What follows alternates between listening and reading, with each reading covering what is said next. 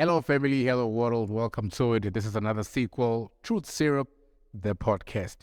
I am Spusiso Wakoharam, and this is, yes, look, this is the day that the Lord has made. It's Sunday, and we're feeling the vibe. We're feeling the vibe, we're feeling the mood. And here's the thing if you've ever found yourself in any situation, I'm sure money had something to do with it. Yeah. If it was ever a time in your life where you couldn't help someone, I'm sure you could have if there was money involved. So that's what we're talking about today, Lebo. We're talking about ching, dealing with the concept of money. Or we'll see, how do you approach it, especially if you have a relationship going? How do you guys approach finances? And how are you supposed to approach it? And what happens or what happened when you did what? I wish I had an audience where I would be asking these questions. It will be a very interesting one. But what I've noticed about money itself generally, besides a relationship, it's usually an awkward subject. Yeah. It's usually awkward discussion. I don't know why. People can talk about everything else, but somehow when it comes to money, it's a different thing. And for now is, if ever we can, a relationship, if ever we can speak about kids and whatever, why not talk about money? And why should we apply certain things and say, this is ours? But when it comes to money now, it's mine.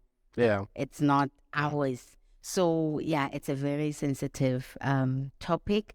And I think apparently most relationships, or there was some study that I read once, the divorce, that mostly it's caused due to money, the topic of money. So it's uncomfortable, but I think it needs to be done. Yeah, we need to talk about it because, look, we are living in a financial world. Money moves the world, as the saying goes. But here's the thing that I've realized is that in most of the relationships that I've had the pleasure of observing, is that they start to suffer once the wells of money starts drying up, or if the other partner does not, it's laid off from work, or they lose the employment, or the business shuts down.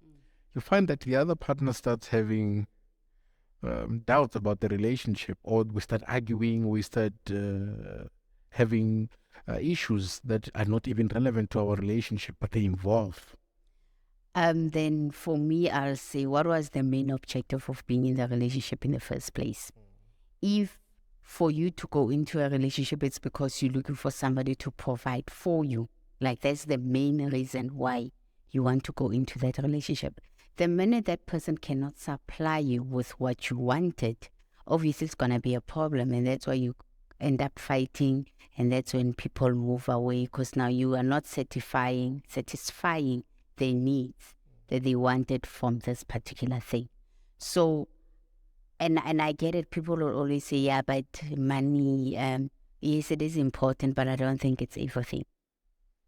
Yes, money can give you freedom, money can allow you to buy and do things, whatever, but you still find people who are wealthy and they're still miserable, So if ever money is, because for me it's just like anything else, even the currency, they fluctuate.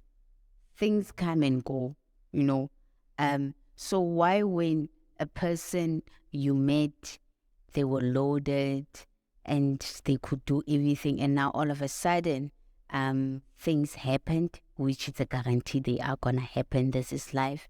And now you can't stick by them because of they're going through a difficult time, especially financially.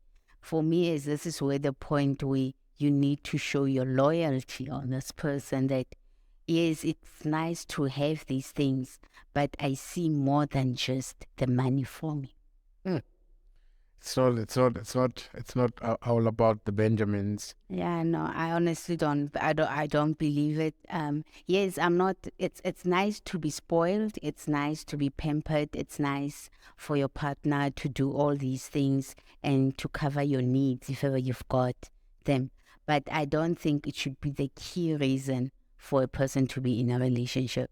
Because just as a woman or a person, I can have difficulties in financial situation. It's the same thing that can happen to another person. So why should I expect the other person to get me and understand that Lebu's going through the same financial, I'm going to be there for her because I'm able to do that. And when the tables are turned around, then nice Lebo, I can't do the same to another person. I think that's the deal breaker for a lot of people. I've seen people stay because of money. I've seen people leave because of money. And I think what is fair to say is that people end up having extramarital affairs because of money. Only because I can't provide or I'm not able to reach your million by the age of what goal, then it means you need to go out there and find somebody else and You're gonna provide. Then it means you'll always be looking for somebody because it's not like money grows on trees. So the situation is that I was listening to this song the other day. I think it's Tracy Chapman. She says, "Don't you know that poverty can be romantic?" And I did not understand that part because I've been listening to the song ever since I was young, and that's why when Zahara came up, I started comparing the two.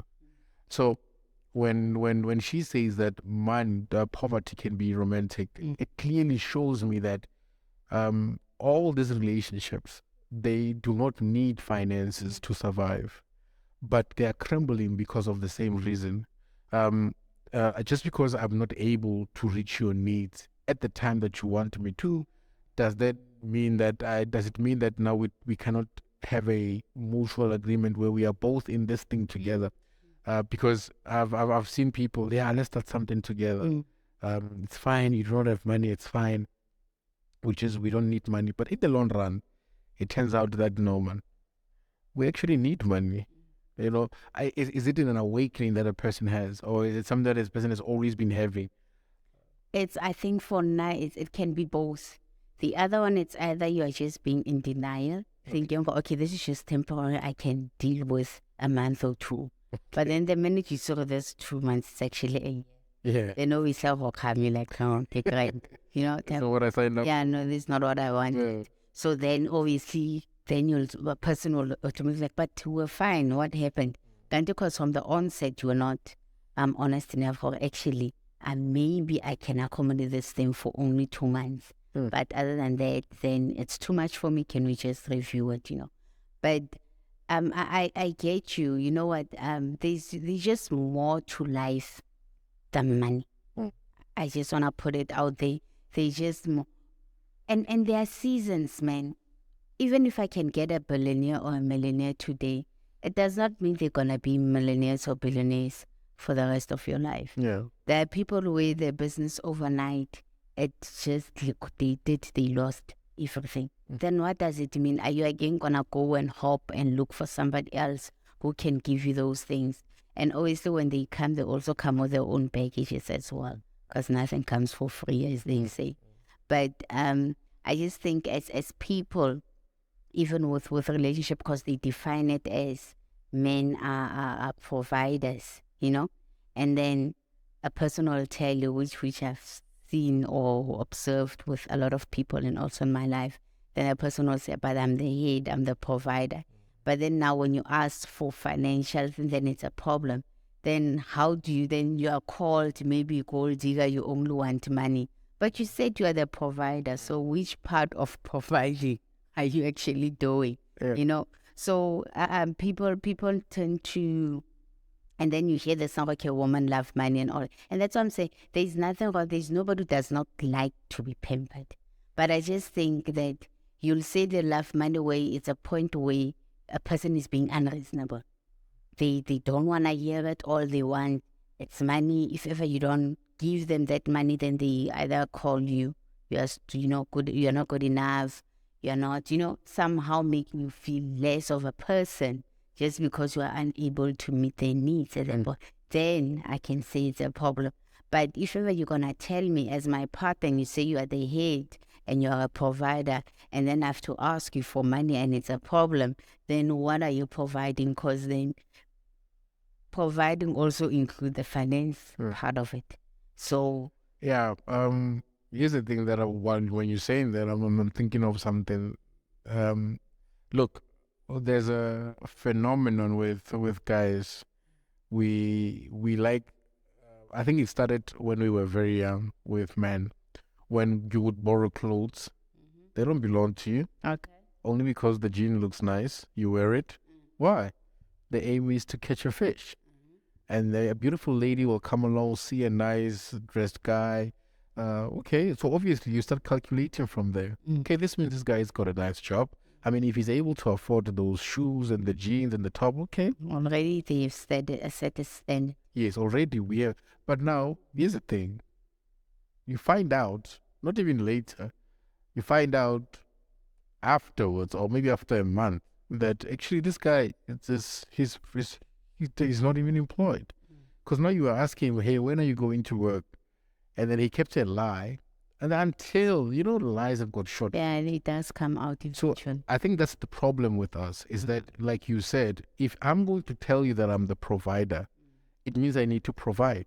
It means I need to step up and say, look, I am the head of this family. I need to provide. If I cannot offer protection, then it means I'm also failing in that department. But if I am going to say, I am the provider, but I'm unable to provide right now, is there anything wrong with admitting and being honest and open? And I think this is why a lot of people fight, or there's issues of finances in the household, because there's no discrepancies.